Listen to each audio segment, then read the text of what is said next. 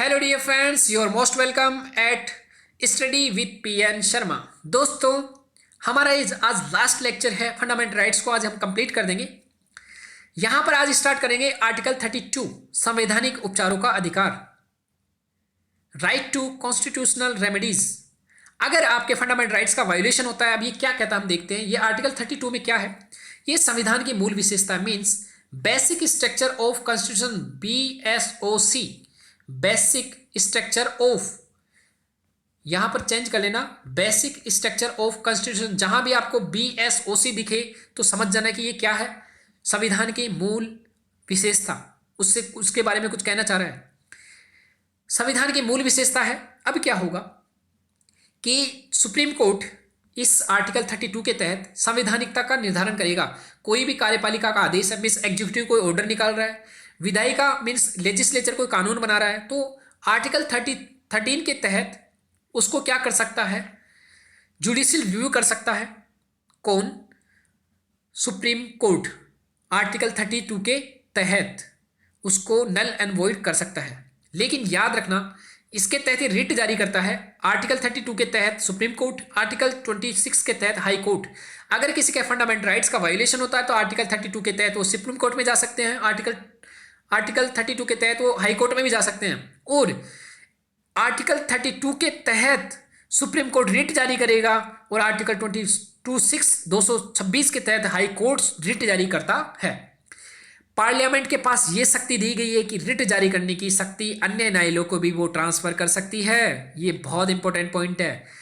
UPSC में direct statement बना देगा कि ये शक्ति केवल संविधान को के द्वारा केवल हाई कोर्ट और सुप्रीम कोर्ट को दी गई है। ऐसा नहीं है, संविधान ने तो पार्लियामेंट पे सौंप दिया है कि आप देखो, आपको अगर इच्छा होती है कभी फ्यूचर में कि किसी दूसरे न्यायालय को भी शक्ति दी जाए रिट जारी करने की, तो आप दे सकते हो।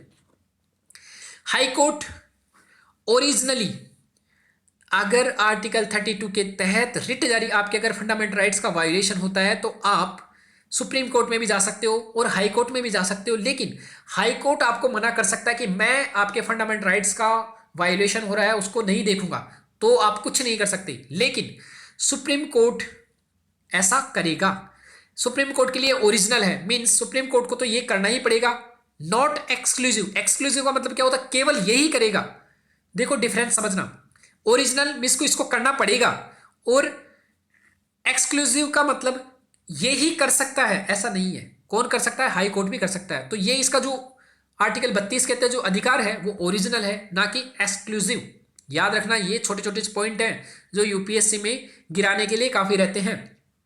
लालियो रिट, रिट जारी करना सुप्रीम कोर्ट आर्टिकल 32, आर्टिकल 32 के तहत सुप्रीम कोर्ट रिट जारी कर सकता है। हाई कोर्ट आर्टिकल 22(6) के तहत रिट जारी कर सकता है। अन्य न्यायालय भी रिट जारी कर सकते हैं यदि संसद उनको ऐसा प्रावधान करके दे।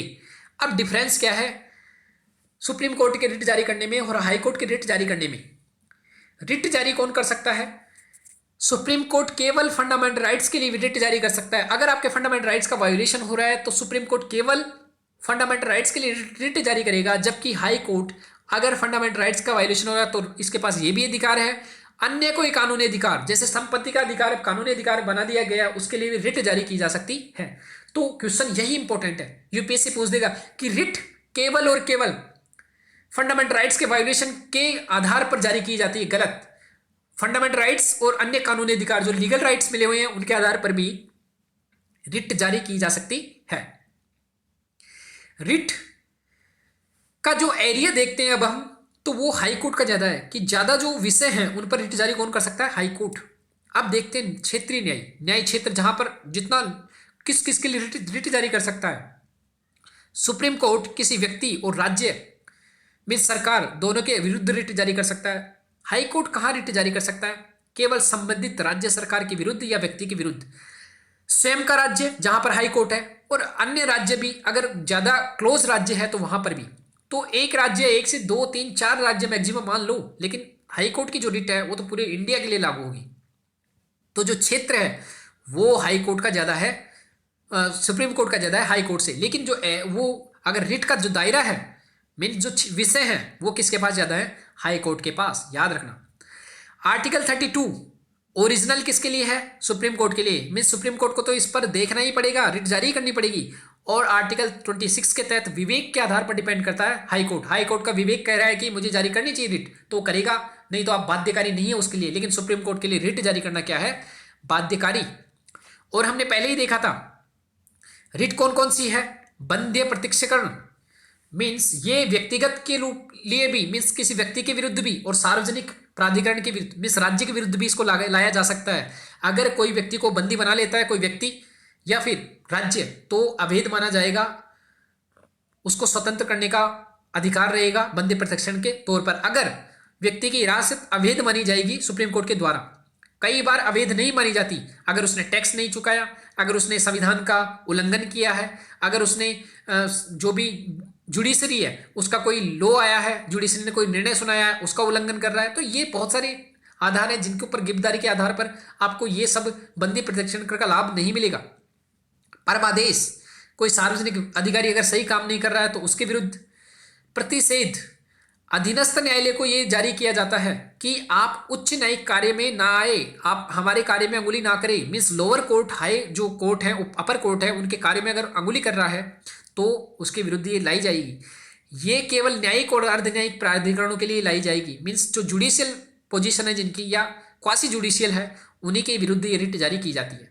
उत्प्रेषण, अगर कोई लंबित मामला है, काफी दिनों से पेंडिंग पड़ा है, तो इसको बुलाया जा सकता है कोर्ट में, अपर कोर्ट में। ये न्यायिक कोई मामला हो, मिस न्यायिक अगर नीचे लोअर कोर्ट हो, अर्ध न्यायिक भी हो सकते हैं, और प्रशासनिक निकाय को भी ये जारी की जा सकती है कि आप ये मामला हमारे कोर्ट में भेजो। तो ये याद रखना।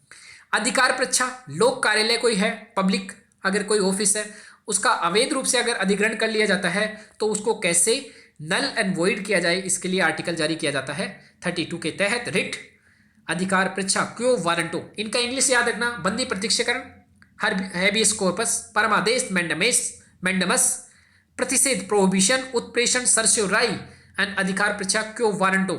जरूर याद करना इनको इंग्लिश में, अदरवाइज वहां पर हिंदी ऐसी करेंगे कि पता नहीं इनकी जगह कोई दूसरे वर्ड्स आपको देखने को मिलेंगे।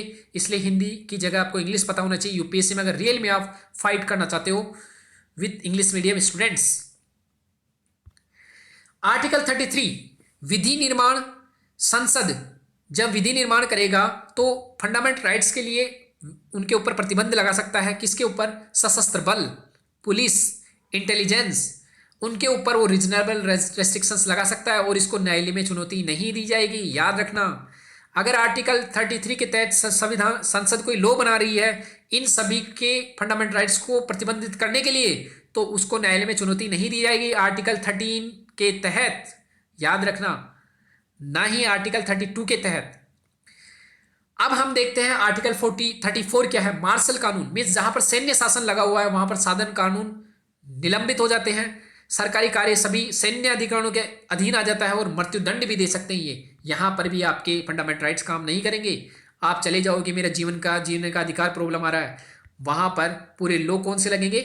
उनके अनुसार। आर्टिकल 35, संसद द्वारा मूल अधिकारों को प्रभावी बनाने के लिए कानून बनाया जा सकता है। संसद के पास यह अधिकार है कि मूल अधिकार जो मिले हुए हैं उनके ऊपर और कानून अच्छे से बना सकती है, लेकिन राज्य विधानमंडल नहीं बना सकती, क्योंकि पूरे इंडिया में कानून को लेकर समानता रही। पता लगा ममता दीदी ने मोदी से खुन्नस खा के कोई ऐसा कानून बना दिया फंडामेंटल राइट्स पे कि लोगों को तो लगे कि डांस करने लगे लोग, लेकिन यहां संविधान की वाट लग जाए, तो इस टाइप से राज्यों को नहीं दिया गया है। आर्टिकल 16, रोजगार और नियुक्ति, इनमें निवास कर सकता है, जैसे किया गया है तेलंगाना और आंध्र प्रदेश में। तो ये एक अलग से फंडामेंटल राइट्स में रूल बनाया है किसने? लॉ बनाया है किसने? संसद ने। आर्टिकल 32 में अन्य न्यायालयों को रिट जारी करने का अधिकार दिया गया है। किसको? संसद को। लेकिन अभी तक ऐसा नहीं किया संसद ने, केवल रिट जारी करने का किसके पास है? High court, supreme court. Article 33 के तहत वो सशस्त्र पुलिस पर फंडामेंटल राइट्स को लेकर प्रतिबंध लगा सकता है, ऐसा भी उसने किया है। 34 में मार्शल लॉ लागू कर सकती है। क्षतिपूर्ति लॉ वो बना सकती है। क्षतिपूर्ति लॉ मीन्स अगर किसी को इस आर्टिकल 34 के तहत मार्शल लॉ, अगर सैनिक लॉ है, उसमें अगर किसी को प्रॉब्लम हो जाती है तो क्षतिपूर्ति का दावा नहीं किया जा सकता, ऐसा भी इसमें प्रावधान है। दंड का अधिकार, कानून बनाना, दंड भी दे सकती है, फंडामेंटल राइट्स का अगर आपने वायलेशन किया तो, जैसे आर्टिकल 17 में, आर्टिकल 23 में आप जब का अगर किसी को वेश्यावृत्ति करवाते हो, आप ह्यूमन ट्रैफिकिज्म करवाते हो, आप चाइल्ड लेबर करवाते हो, बाउंडेड लेबर करवाते हो, तो आपको दंड दिया जा सकता है। संपत्ति के अधिकार की वर्तमान स्थिति ये क्या है? संपत्ति का अधिकार 19(1)(f) के तहत फंडामेंटल राइट था, खरीदना, अधिग्रहण, बेचना। आर्टिकल 31 के तहत यह संपत्ति वंचन नहीं किया जा सकता था राज्य के द्वारा। लेकिन अभी क्या हुआ, 44वें संविधान संशोधन द्वारा अब इसे हटाकर 300A के तहत जो संविधान का 12वां भाग है उसमें कानूनी और संवैधानिक अधिकार बना दिया गया, इसे कॉन्स्टिट्यूशनल राइट, ना कि फंडामेंटल राइट। अब ये फंडामेंटल राइट नहीं रहा और न ही ये मूल ढांचे का सिद्धांत है। लेकिन यहां कहा गया है कि अब हर्जाना देना जरूरी नहीं है। अगर आपकी जमीन को सरकार ले लेती है तो हर्जाना देना जरूरी नहीं है, लेकिन 2 जगह इसका एक्सेप्शन है। अगर 2 जगह की जमीन अगर सरकार लेती है, एक अल्पसंख्यक के शिक्षण संस्थानों की आर्टिकल 30 के तहत अधिग्रहण करती है, और फसल उगाने वाली जमीन आर्टिकल 31 के तहत उनको आपको हर्जाना देना जरूरी है। ये आप याद रखना। राज्य संपत्ति का अधिग्रहण कर सकती है सार्वजनिक उद्देश्य के लिए और हर्जाना दे सकती है, उसके ऊपर डिपेंड करता है। संवैधानिक अधिकार, या इसको बोलते हैं वैधिक अधिकार या गैर मूल अधिकार, मीन्स नॉन फंडामेंटल राइट्स, या इसको बोलते हैं कॉन्स्टिट्यूशनल राइट या फिर विधिक अधिकार। आर्टिकल 265 में कहा गया है कि विधि के बिना कर नहीं लगाया जा सकता, तो ये क्या है आपका विधिक अधिकार। अगर आपके ऊपर कोई कर लगाया जाता है विधि के बिना तो आप जा सकते हो, कहां पर, लोअर कोर्ट्स में, मीन्स यहां पर सुप्रीम कोर्ट में आप जा सकते हो, सॉरी हाई कोर्ट में, क्योंकि ये क्या है, रिट जारी कर सकती है हाई कोर्ट। आर्टिकल 300A के तहत विधि बिना आपकी संपत्ति को वंचित नहीं किया जा सकता। आर्टिकल 300A में कहा गया है कि बिना विधि के आपकी संपत्ति को नहीं छीना जा सकता। आर्टिकल 300A के तहत व्यापार और वाणिज्य पर अबाध, मीन्स वाणिज्य बिना रेस्ट्रिक्शन के चलते रहेंगे राज्यों के बीच में। आर्टिकल 326 के तहत वयस्क मताधिकार, मीन्स एडल्ट फ्रेंचाइजेज, मीन्स इस समय आपको जब आपकी 18 साल से ज्यादा एज हो गई है तो आपको कानून के अनुसार पद देने का अधिकार है। अगर कोई रोकता है आपको तो आप जा सकते हो हाई कोर्ट में। हाई कोर्ट आर्टिकल 326 के तहत 226 के तहत रिट जारी करेगी, लेकिन आप अगर इनका उल्लंघन होता है तो आप सुप्रीम कोर्ट में नहीं जा सकते, आप आर्टिकल 32 का उपयोग नहीं कर सकते, ये याद रखना। अब देखते हैं लास्ट पॉइंट, मूल अधिकारों के अपवाद। आर्टिकल 31A में कहा गया है कि फंडामेंटल राइट्स के उल्लंघन पर चुनौती नहीं दी जाएगी। अगर आर्टिकल 31 में यह कहा गया है कि फंडामेंटल राइट्स के उल्लंघन पर चुनौती नहीं दी जाएगी, किसको? अगर डीपीएसपी को लागू करवाना है सरकार को, डीपीएसपी, अगर गवर्नमेंट डीपीएसपी को लागू करवाना चाह रही है और उससे किसी फंडामेंटल राइट्स का वायोलेशन हो रहा है लाइक 14, तो आप ये नहीं कह सकते कि सरकार हमारे फंडामेंटल राइट्स का वायोलेशन कर रही है। तो ये आर्टिकल 31 में एक ए में कहा गया है। आर्टिकल 31 बी में क्या गया है, 9वीं अनुसूची, 9वीं अनुसूची के तहत ये कहा गया है कि 24 अप्रैल 1973 के पहले जो कानून डाले गए हैं 9वीं अनुसूची में, उनका जुडिशियल रिव्यू केवल एक बार होगा, और एक बार अगर जुडिशियल रिव्यू हो गया है तो दोबारा जुडिशियल रिव्यू नहीं होगा। साथ ही में इसमें यह भी कहा गया है कि 9वीं अनुसूची, केशवानंद भारती जो मामला आया था 24 अप्रैल 1973, उसके बाद कोई भी ऐसा मामला हो जो 9वीं अनुसूची में डाला गया है, उसकी जुडिशियल रिव्यू हो सकती है, तो ये याद रखना। वैसे इसमें अगर जनरली हम डायरेक्टली बोले 9वीं अनुसूची में, हम सीधा सा बस याद करें कि 9वीं अनुसूची का जुडिशियल रिव्यू हो सकता है, चाहे वो कभी कभी हो। जनरली यहाँ ये बोला था कि 24 अप्रैल 1973 के बाद जितने भी चीज़ें जोड़ी गई है उन सभी का जुडिशियल रिव्यू होगा, लेकिन उससे पहले भी अगर मामले हैं तो उनका भी जुडिशियल रिव्यू सुप्रीम कोर्ट कर सकती है। आर्टिकल 31C में क्या कहा गया है कि article 39B, article 39C means राज्य संपत्ति के संग्रहण को रोकेगा, समान वितरण करेगा। उन आधारों पर अगर फंडामेंटल राइट्स का वायोलेशन होता है तो भी जो विधायिका है ऐसा कर सकती है, और जो सुप्रीम कोर्ट है वो उसको नल एंड वॉइड घोषित करने से पहले 10 बार सोचेगी। तो ये सभी आज का हमारा टॉपिक था, जिसमें हमने फंडामेंटल राइट्स वाला पूरा चैप्टर को कंप्लीट किया है। तो my dear friends, thank you very much with study with PN Sharma, और ज़्यादा से ज़्यादा आप लाइक, शेयर एंड सब्सक्राइब करने की कोशिश करना डियर फ्रेंड्स। और अपना कोई फ्रेंड जो तैयारी कर रहा हो उसको भी आप शेयर करने की कोशिश करना। मैं तो ये जानता हूँ कि हम यूपीएससी की प्रिपरेशन करते हैं तो उसमें कई बार ये देखा जाता है कि स्टूडेंट्स दूसरे की सहायता नहीं करते, अपने नोट्स बनाते हैं, दूसरे को देना प्रेफर नहीं करते। लेकिन हम आईएएस बनने के बाद ही जब सर्विस करने जा रहे हैं, यूनियन पब्लिक सर्विस कमीशन, लोगों की सेवा, आईएएस इंडियन एडमिनिस्ट्रेटिव सर्विस सेवा, तो जब सेवा ही करना है तो क्यों ना हम पहले से स्टार्ट कर दें। तो हमारे दिलों में पहले से ही इस टाइप की थिंकिंग नहीं होनी चाहिए, हमारा मन साफ होना चाहिए। इसलिए कोई भी आपकी ऐसी कोई नॉलेज हो जिसको शेयर करने से दूसरे का भला हो सकता है तो आप जरूर करें। तो my dear friends, thank you very much for today's lecture and completion of fundamental rights.